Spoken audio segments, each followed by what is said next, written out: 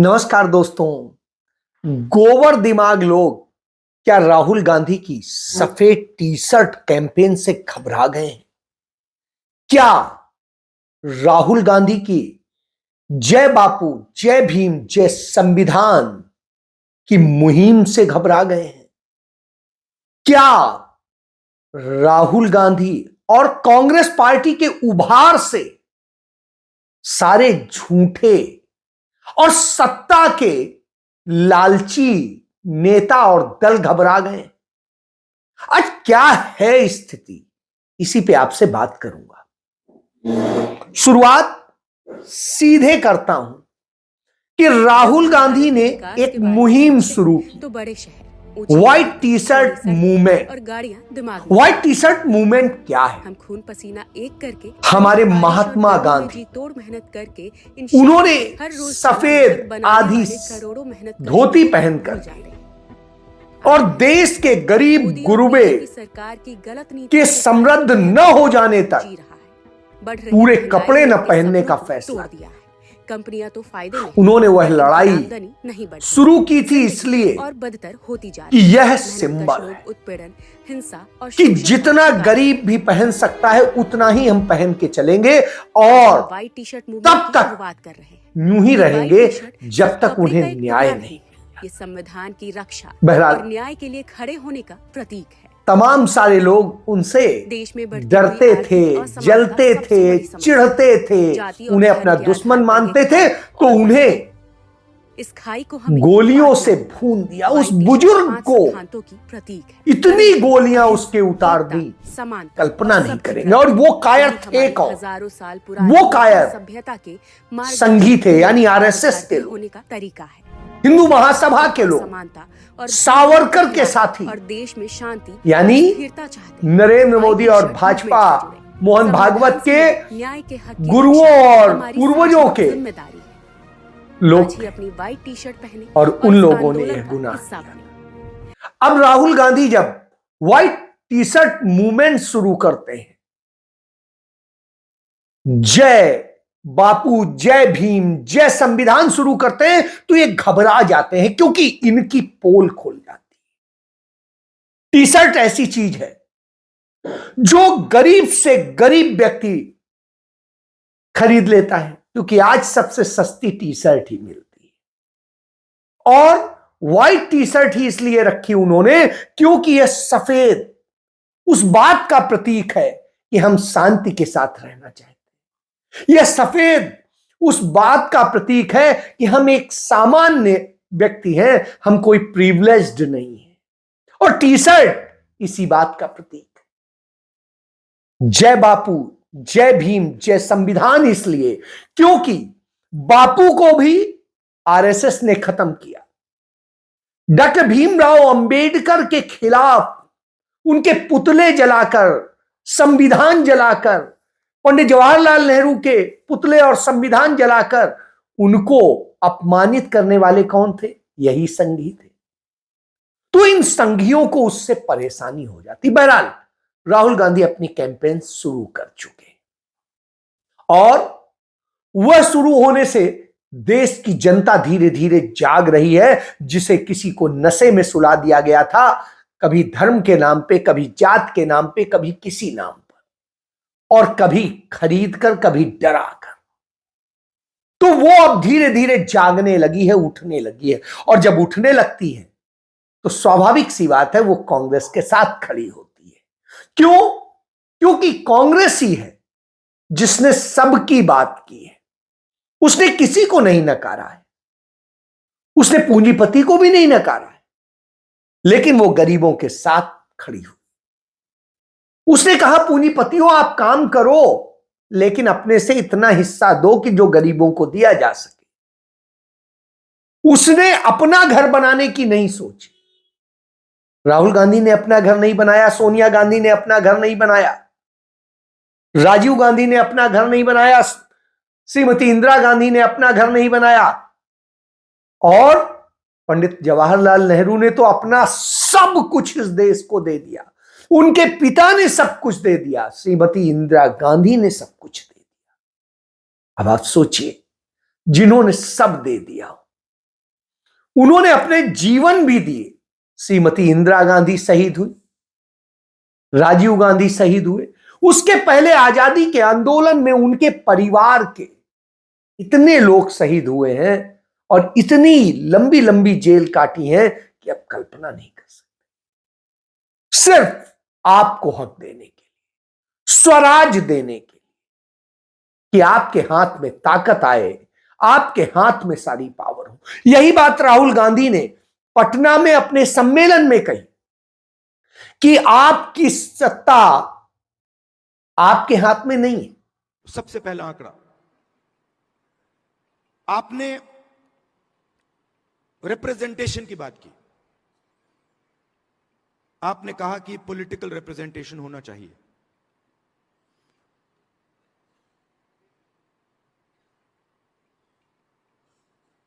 आज के हिंदुस्तान में एमएलए के पास, मेंबर ऑफ पार्लियामेंट के पास कोई पावर नहीं है। मैं मिलता हूं लोकसभा में बीजेपी के पिछड़े वर्ग के एमपी से, दलित एमपी से, आदिवासी मेंबर ऑफ पार्लियामेंट से। वो मुझे कहते हैं, भैया हमें पिंजरे में बंद कर यहां टांग रखा है।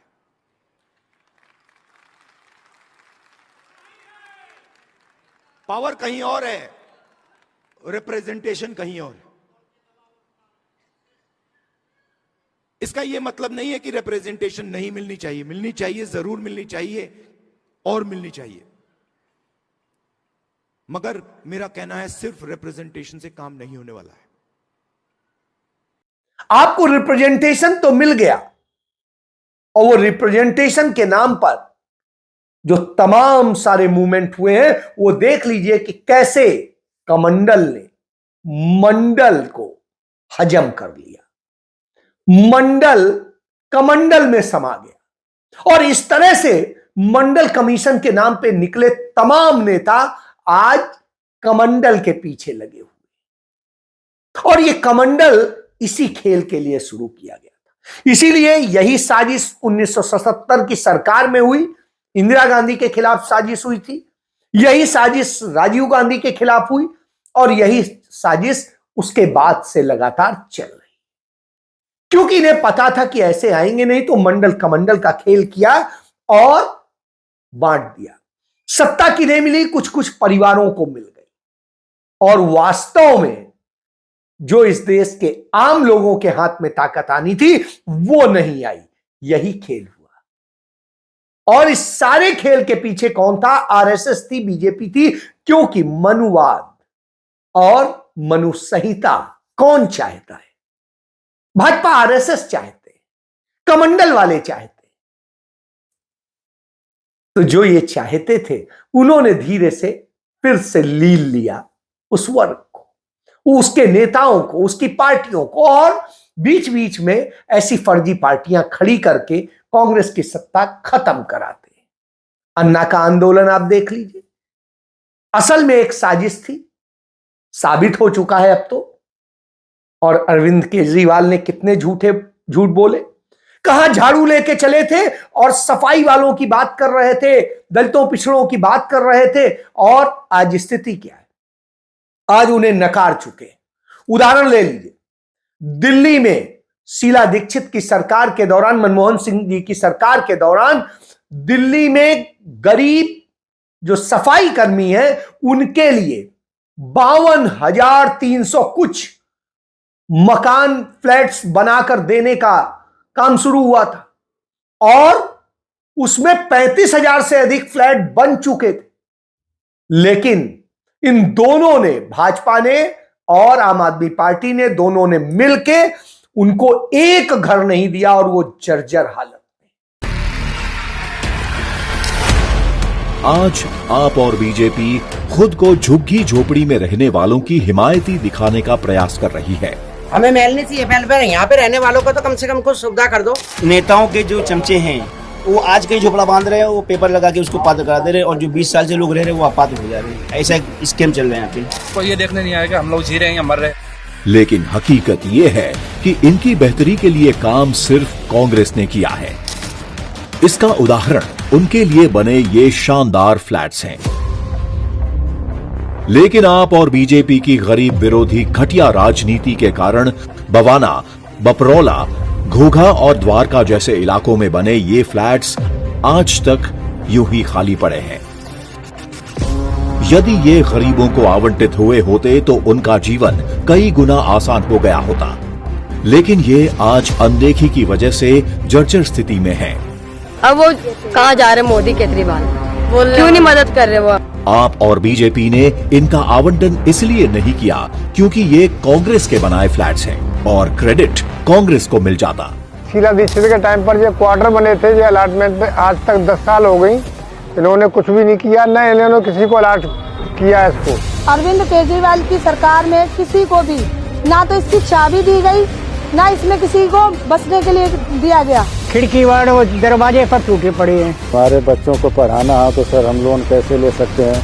न हमारे पास घर रहने द्वार है, हमारे बच्चे कैसे पढ़ेंगे, कैसे आगे होंगे? सब लोग अपने मर्जी से चल रहे हैं, जी खा रहे हैं। कोई गवर्नमेंट से इतनी खास कोई सुविधा नहीं मिल रही है। देखो इन्होंने अनाउंसमेंट किया कि हम 1675 का भी बांटते हैं, ऐसा कुछ नहीं है, सब कागज बांटे हैं। जरा सोचिए, इससे भी अधिक घटिया राजनीति क्या हो सकती है? लेकिन गरीबों के लिए कांग्रेस के काम सिर्फ यहीं तक सीमित नहीं है। मतलब साफ है, सिर्फ कांग्रेस ही गरीबों की हर जरूरत को समझती है।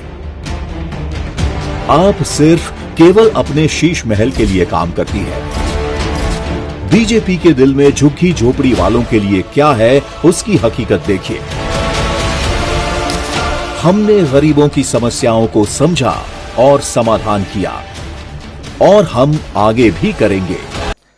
कांग्रेस की केंद्र सरकार ने जवाहरलाल शहरी नवीनीकरण मिशन के तहत दिल्ली के साथ एक अनुबंध करके 14 अलग अलग स्थानों पर 52,344 फ्लैट गरीबों के लिए बनाने का अनुबंध किया था, जिसकी लागत 2,415.82 करोड़ निर्धारित की गई थी। इसको बनाने का दायित्व DSIEDC और DUSIB को दिया गया था, क्योंकि हमने जवाहरलाल नेहरू मिशन शुरू किया था, urban renewal mission, urban development mission. आपको सही बसें भी जो थी सब में लिखा हुआ था JNUR, ये सब मनमोहन सिंह सरकार के ज़माने में शुरू हुआ था। मगर दुर्भाग्यपूर्ण बात यह थी कि वर्षों पहले 1944 में से 35,744 फ्लैट का निर्माण पूरा हो चुका था, जिसमें से सिर्फ 4,833 फ्लैट गरीबों को दिए गए।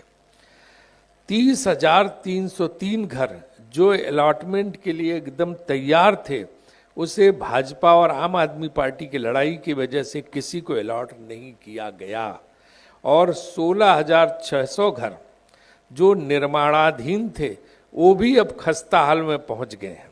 यह तथ्य 19 अक्टूबर 2023 को दिल्ली उच्च न्यायालय के आदेश में प्रकाश में आया है। यह होता है ड्रामा। तो घर तो दिया नहीं, छीनने के काम हुए, उनकी झुग्गियों पे बुलडोजर चले और 2,85,000 लोगों की झुग्गियां तोड़ के उन्हें बर्बाद कर दिया गया।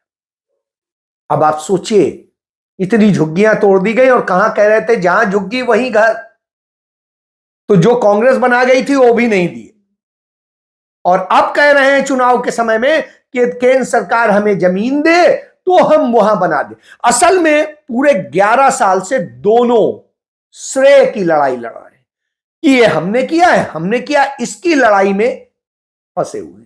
कांग्रेस ने कभी इसका श्रेय नहीं, कांग्रेस तो ये नहीं करती। तो इससे आप समझ लीजिए। और फिर कैसे मनुवादी उसमें चलते हैं, इसका एक और उदाहरण देख लीजिए। उदित राज जो अरविंद केजरीवाल से सीनियर थे, अरविंद केजरीवाल IRS में एडिशनल कमिश्नर थे और उदित राज कमिश्नर थे, दलित समुदाय से आते हैं। उनको इसीलिए नीचा दिखाया जाता है। अरविंद केजरीवाल को कहा जाता बहुत पढ़े लिखे, उनसे बहुत ज्यादा पढ़े लिखे हैं उदित राज, और कांग्रेस पार्टी के SC सेल के नेता। तो वो उदित राज खड़े हो जाते हैं कि जब अरविंद केजरीवाल ग्रंथियों को, पुजारियों को 18,000 रुपए महीने मानदेय देने की बात करते हैं, तो वो कबीर पंथियों को के मंदिरों के पुजारियों को और वाल्मीकि मंदिर के पुजारियों को यह 18,000 रुपए देने का क्यों नहीं करते हैं? वो बौद्ध मठों के पुजारियों को 18,000 रुपए देने का क्यों नहीं करते हैं? और जब वो इसको लेके प्रोटेस्ट करते हैं तो भाजपा की सरकार और केजरीवाल दोनों मिल करके उन्हें गिरफ्तार करवा देते हैं। अब आज सोचिए, इसी तरीके से मुसलमानों को लेके वहां भी इसी तरह से खेल करते हैं और उन पर भी हमले होते हैं। दोनों मिल करके दिल्ली के अंदर उनका विरोध भी करते हैं, चाहे सीए एनआरसी का जब आंदोलन चल रहा हो तब को ले लीजिए, या उसके बाद दिल्ली में जो 2020 में सांप्रदायिक दंगे कराए गए और वो करके कैसे 36 मुसलमानों को मरवा डाला गया। तब न अरविंद केजरीवाल को ख्याल आया और भाजपा को तो समझ लीजिए हाथी है। तो यानी सब आरएसएस के अंग, तब तो आप वह भी प्रमाणित हो जाता है। फिर ये हिंदुओं के भी नहीं है, क्योंकि रूप बदलते रहते हैं, ये असल में है ही नहीं किसी के, तो ये इस तरह से करते हैं।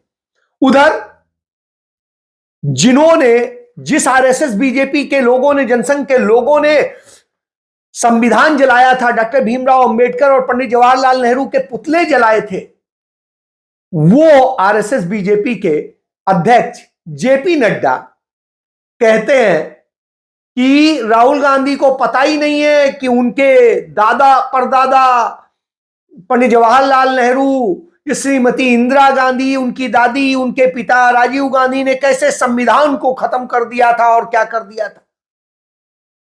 उन्हें यही नहीं पता कि जब संविधान सभा बनी और संविधान सभा में किसको रखना है और संविधान कैसा बनाना है और इस सबको लेकर के, तो सारे अधिकार पंडित जवाहरलाल नेहरू के ही पास थे। उन्होंने ही डॉक्टर अंबेडकर को स्थान दिया और उन्होंने ही संविधान को स्वीकृत किया। यदि वो नहीं करते तो कुछ नहीं होता। यानी ये संविधान, यदि बाबा साहब अंबेडकर को भी संविधान सभा में लेके पंडित नेहरू ही आए, उन्हें प्रारूप समिति का अध्यक्ष बनाया, तो यानी संविधान बनाने और संविधान को लागू कराने सब का काम पंडित नेहरू ने ही किया, डॉक्टर अंबेडकर के साथ किया, बापू यानी महात्मा गांधी के निर्देशन पर किया। तो इसलिए इतना झूठ बोलते हैं। और फिर जो संशोधन करके कांग्रेस ने वही सब जोड़ा है, घटाया नहीं है, इनकी तरीके से तमाम क्लॉजेज खत्म नहीं किए हैं और कुछ छीना नहीं है।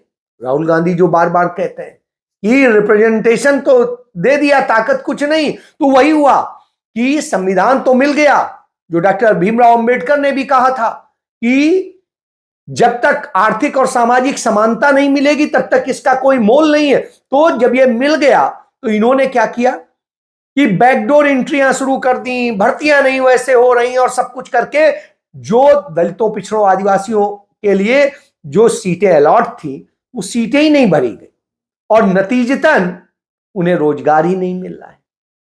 इन सब चीजों को लेकर के जब छत्तीसगढ़ में महिलाएं विरोध पे आती हैं, बीएड की टीचर्स हैं, अरे भाई हमें क्यों निकाला जा रहा है, क्यों नहीं किया जा रहा है, आदिवासी हैं, दलित हैं, पिछड़े हैं, तो उन पर लाठियां चलती हैं, पुलिस उनके साथ बदतमीजी करती है, पुरुष पुलिसकर्मी करते हैं महिलाओं के साथ। आप सोचिए, उधर जब महिलाएं मध्य प्रदेश में वहां के मुख्यमंत्री मोहन यादव से सवाल करती हैं और सब करती हैं, तो महिला के हाथ से जैसे गली छाप गुंडे होते हैं वैसे वो मोबाइल छीनता है और वीडियो बनाते में और उसको बेइज्जत करता है और न जाने।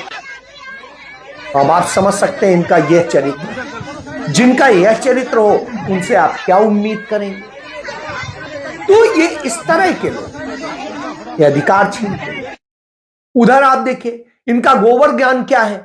इन्होंने, जो राहुल गांधी बार बार कहते हैं, इन्होंने तमाम इंस्टीट्यूशंस में हेड, वीसी, डायरेक्टर्स और प्रोफेसर्स सब वो भर दिए हैं जो संघीय है। और उसका नतीजा देखिए, मद्रास आईआईटी का डायरेक्टर कहता है कि गोमूत्र पीने से ये होता है, उसमें ये गुण है और वो है, सब कुछ बताता है।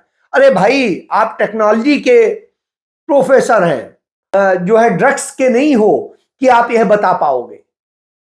तो इस तरह से स्थिति है और इस तरह से ये गोबर ज्ञान वाले, गौमूत्र वाले लोगों को भर दिया गया है। तो देश को इस तरीके से बर्बाद किया जा रहा है। जब इस तरह से बर्बाद किया जा रहा तो दिल्ली में चुनाव होता है, अरविंद केजरीवाल के झूठ को वहां पर पब्लिक ही पकड़ लेती है और पब्लिक ही उसको।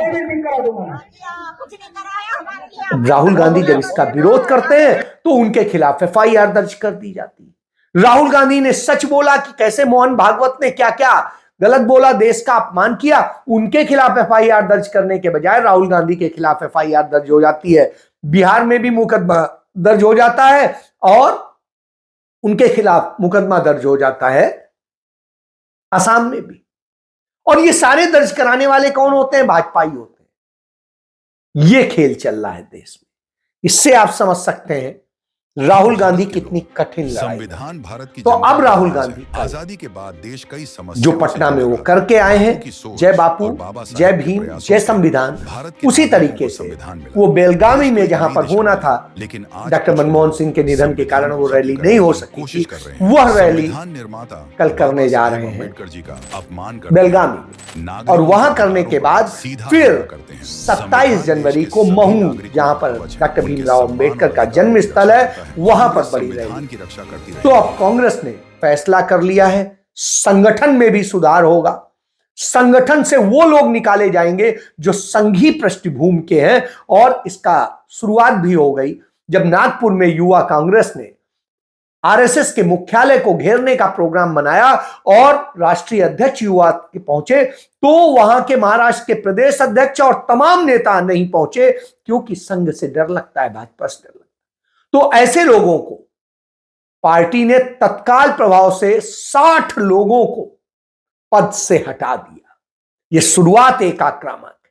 इससे लगता है कि अब कांग्रेस नए सिरे से एक ताकत के साथ लड़ने चल रही है और ऐसे लोगों को सबक सिखाएगी। जय